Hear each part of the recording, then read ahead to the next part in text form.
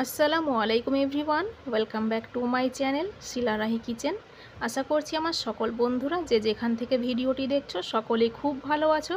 তো আজ আমি চলে আসলাম একটি রেসিপি শেয়ার করার জন্য তোমাদের সামনে।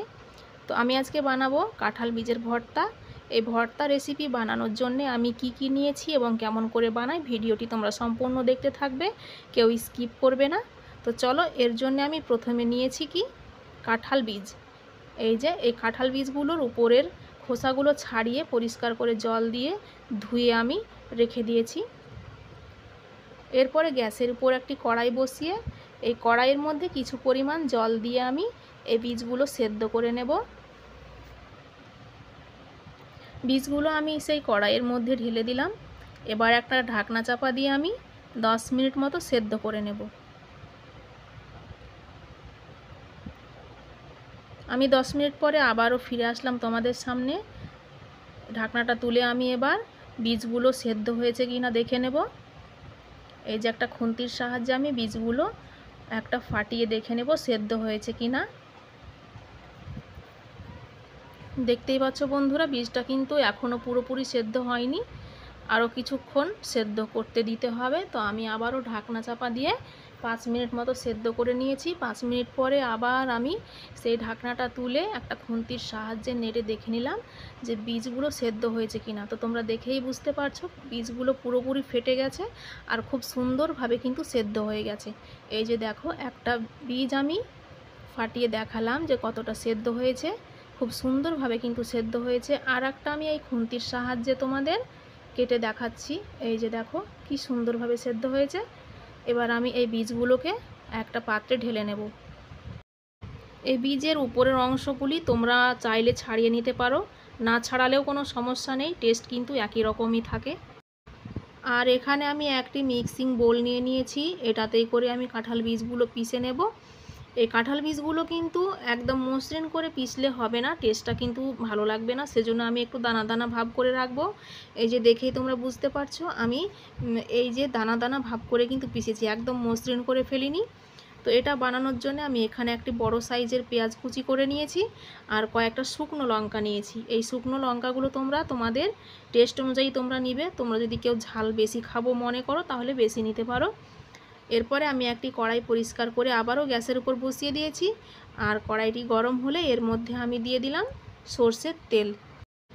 এই সরষের তেলটা গরম হলে এর মধ্যে আমি দিয়ে দেব সেই শুকনো লঙ্কাগুলো। এই শুকনো লঙ্কাগুলো হালকা লাল লাল হয়ে আসবে, তখন আমি এর মধ্যে সেই কুচিয়ে রাখা পেঁয়াজগুলো দেব। একসঙ্গে ভাজবো না, একসঙ্গে ভাজলে লঙ্কাগুলো কিন্তু লাল লাল করে ভাজা হবে না, সেই জন্য আমি লঙ্কাটা আগে ভেজে নিলাম, এরপরে কুচিয়ে রাখা পেঁয়াজগুলো আমি এর মধ্যে অ্যাড করে দিলাম। এবার একসঙ্গেই আমি ভেজে নেব।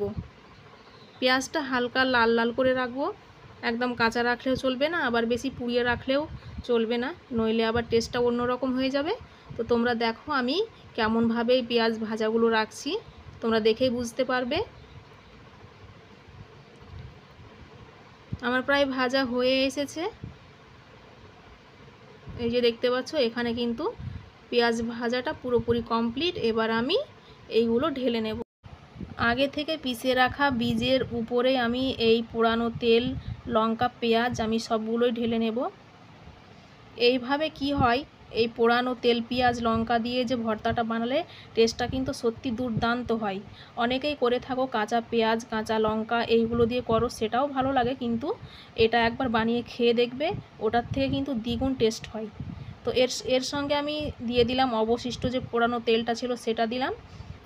এটা দেওয়ার পরেও আমি কিছু পরিমাণ কাঁচা তেল ইউজ করব। এই কাঁচা তেলটা পুরোপুরি অপশনাল, তোমাদের ইচ্ছে হলে দেবে আর না হলে নাও দিতে পারো, কিন্তু এই কাঁচা তেল দিলে সত্যি বলছি বন্ধুরা টেস্টটা কিন্তু দ্বিগুণ বেড়ে যায়, সেই জন্য আমি এই কাঁচা তেলটা এখানে ইউজ করলাম। এবার এইগুলোকে একসঙ্গে আমি হাতের সাহায্যে চটকে নেব। চটকে নেওয়ার পরে আমি লবণ দেব পরিমাণ মতো, তোমরা যে যেমন ঝাল খাবে, লবণ খাবে, সেইভাবে লবণটা তোমরা দেবে। তো এই যে দেখতে পাচ্ছ এটা হলো ফাইনাল লুক কাঁঠাল বীজ ভর্তার। তো দেখেই বুঝতে পারছো কতটা টেস্টি হতে পারে। আমার তো খুব সুন্দর লেগেছে খেতে। তো অবশ্যই বন্ধুরা তোমরা বাড়িতে একবার হলেও ট্রাই করে দেখবে, খেতে কিন্তু দুর্দান্ত টেস্ট হয়। তো চলো আজকের এই ভিডিওটি কেমন লাগলো অবশ্যই আমাকে কমেন্ট করে বলবে, লাইক করবে, শেয়ার করবে, আর চ্যানেলটিকে সাবস্ক্রাইব করতে একদম ভুলবে না। তো তোমরা সবাই ভালো থাকবে, সুস্থ থাকবে, সাবধানে থাকবে। আর এই রকম মজার মজার রেসিপি পেতে হলে আমার চ্যানেলটিকে অবশ্যই সাবস্ক্রাইব করে দেবে আর কমেন্টের মধ্যে জানাবে। তো চলো আজকের মতো টাটা।